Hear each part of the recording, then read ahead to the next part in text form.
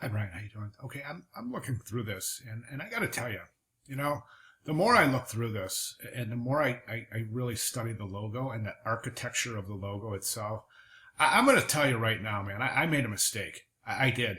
Transparency stays definitely. You know where it hit me most, right here.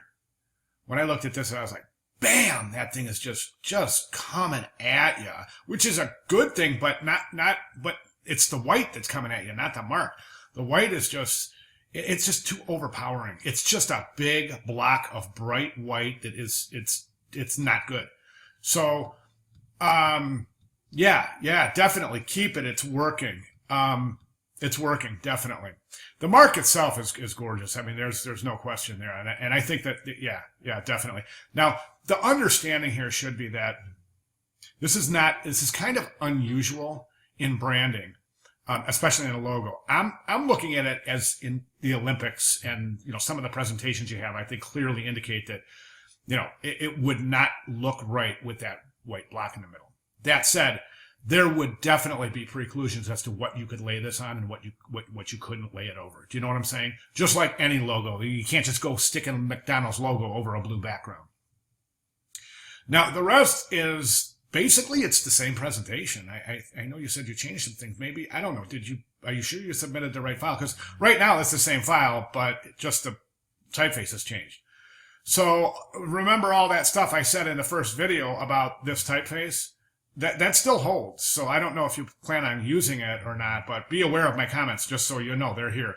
I think this whole composition here could be redone more effectively. And that's all in that video. So then the other thing is, let me see. Really busy design. Work on your visual hierarchy. Right now, this pictogram is just in direct competition with the logo. And that's tough because what happens is the eye kind of ping-pongs back and forth and you're going to miss pertinent information.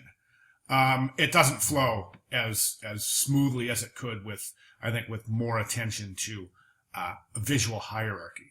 The board here is weird. I mean, here's the board, but you've just placed it over the board. It hasn't. How good are you in Photoshop? I mean, do you know how to do a displacement map? Or even just perspective tool. You could probably free transform it right in there and get it to the curvature of that board right there, as opposed to just laying it over flat, which kind of looks like it's kind of how it looks. So maybe if that's a straight part of a board, maybe you could find, I don't know if you've seen some of the examples where the students have used the curved part of the board. It looks awesome. It looks pretty realistic.